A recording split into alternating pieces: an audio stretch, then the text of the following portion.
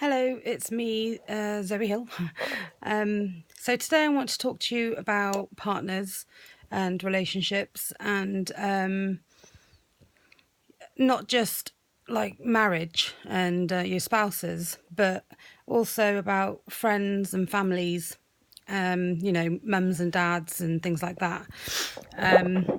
Because at the moment on the site, we seem to be getting a lot of people saying that, their mums and dads and things don't understand, but also like their partners. So I wanted to sort of discuss with you ways that you can talk to your partners and things like that. So my first piece of advice is when you go to the doctors and you are told that you have fibromyalgia.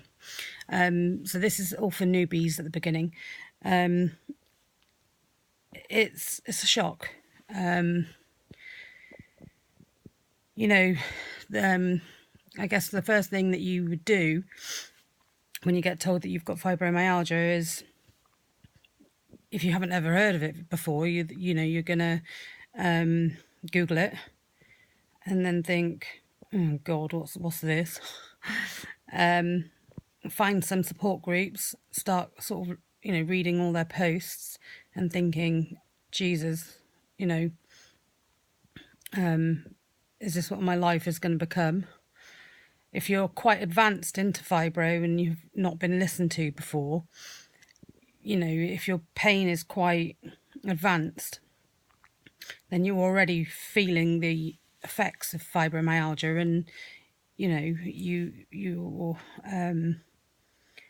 you're quite into it, and your pain is there already, and you're affected by it quite a lot already. Your life will probably not change that much because I think in the beginning of fibromyalgia you do go through those days of having the good days and then the bad days. But I think the more when you're in your sort of second to third year, you don't generally get that. You just get bad days. The good days come few and far between.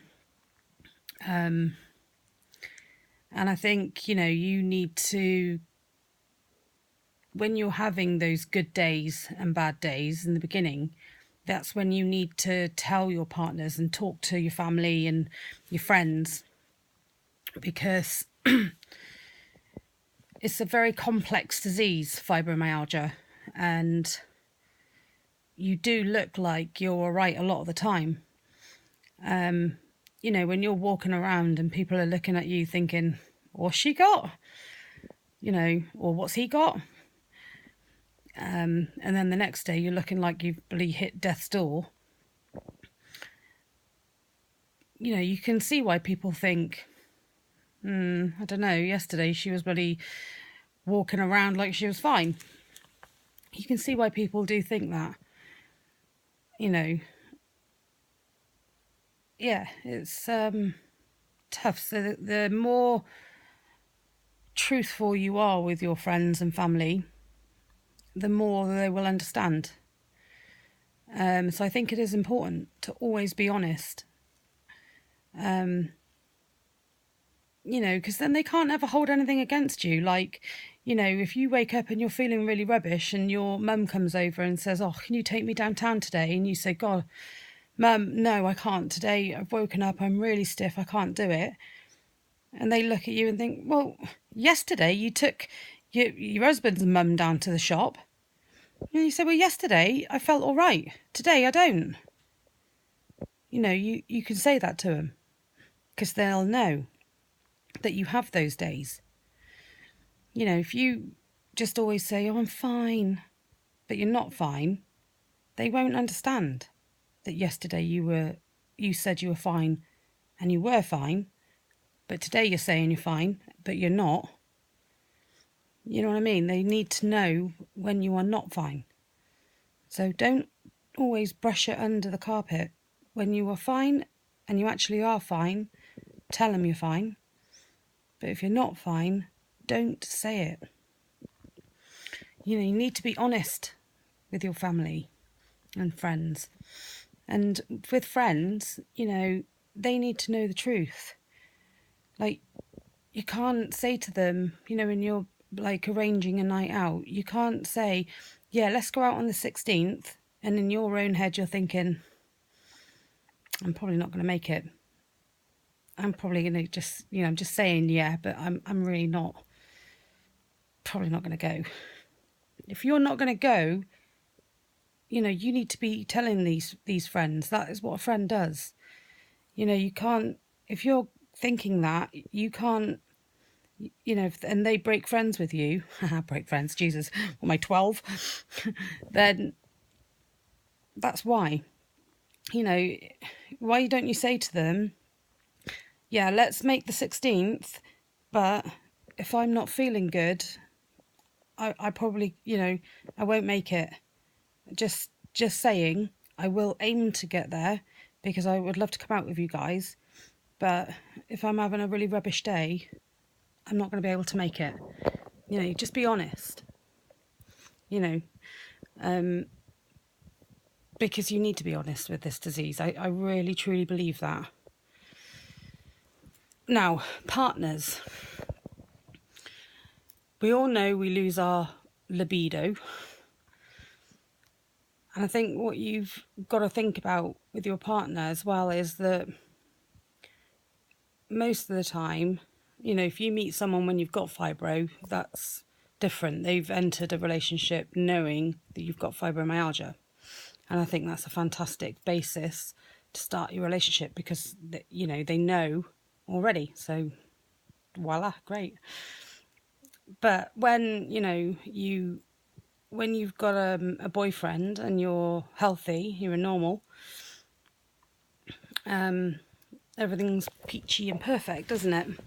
But then when you get your disease and, your husband goes to work, you go to work, you get your disease, you get fibro or ME or whatever, and then you have to give it up, and then you get depressed. You get your other little things that come along with fibro, your IBS, anxiety, depression, everything else kicks in. Become bedridden probably.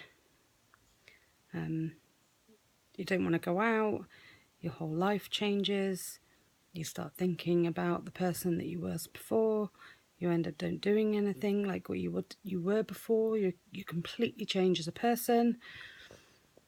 And then you start to think, those nasty little thoughts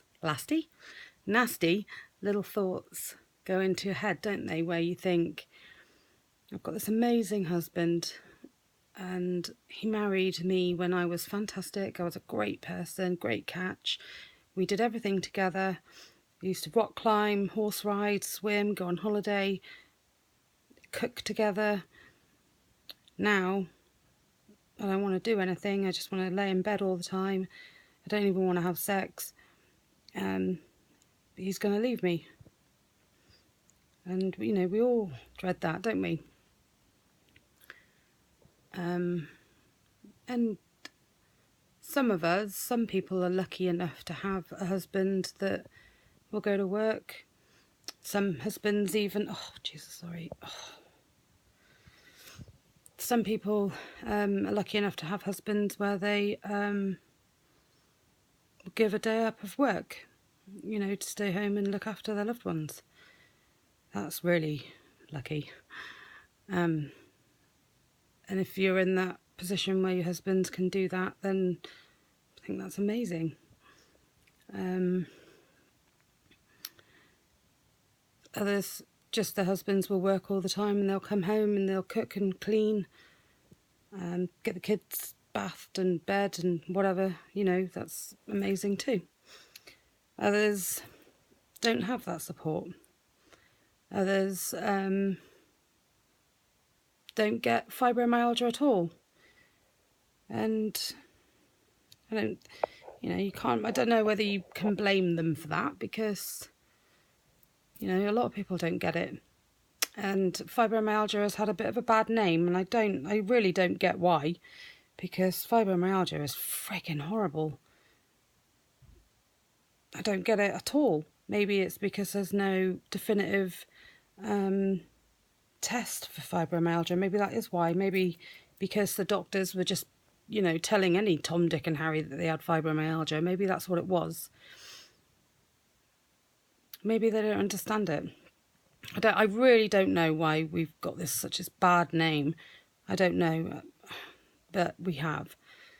So you can't, I don't think you can blame husbands and partners that don't get it, because I'm not sure I'd get it either. If you got to think of it from their point of view. They marry this beautiful person, they've got so much in common, and then one day they come home and their partner's in bed all the time, and they don't want to get up. They don't want to cook and clean anymore, and they don't want to, do anything. Yeah, that's got to be hard. You've got to think of it from their point of view. That has got to be hard.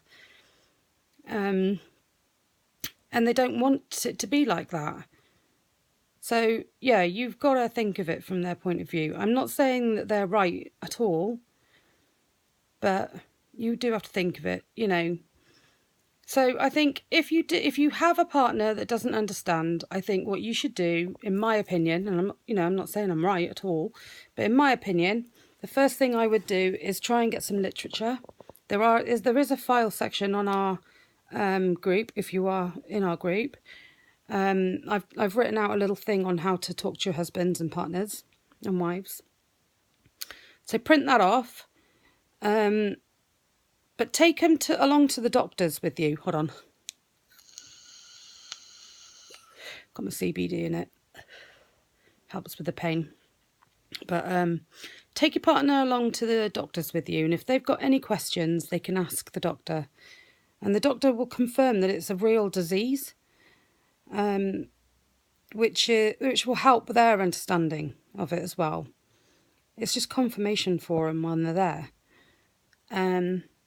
So that's one thing that will help and confirm. So once it's been confirmed in their mind, they will start helping and understanding. If they've got any questions, the doctor will answer them there and then. Or then and there. What else? If you've got a partner that doesn't understand, try and get that, because you're going to be less able to go out now. So try and get them to get a little bit of a social life.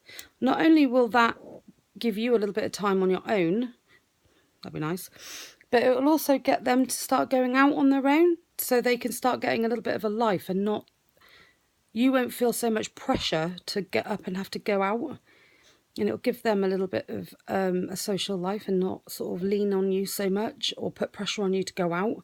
You're not ruining their life, if you know what I mean.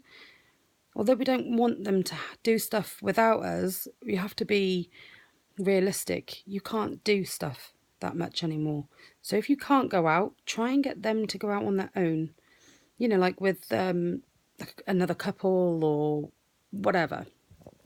Local pub, bowling, Skittles, anything like that. That's a good idea. To just sympathise with them. Tell them that you understand. I think, if you could bring it down to their level and just tell them the truth. Tell them what's happening and that you're scared, that you don't want them to go. And you appreciate what they're doing, and you know that it's hard on them, because it is hard.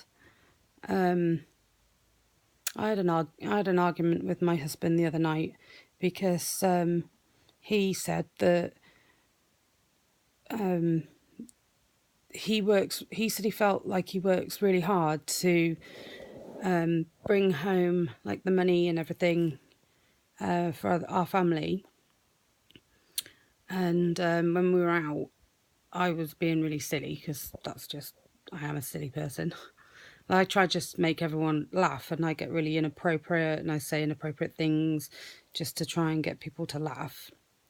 And he said that he felt like everything that he had done for our family, like I'd thrown it back in his face. And that was quite a hard thing to hear, because I appreciate everything that he does, and I know that he works really hard.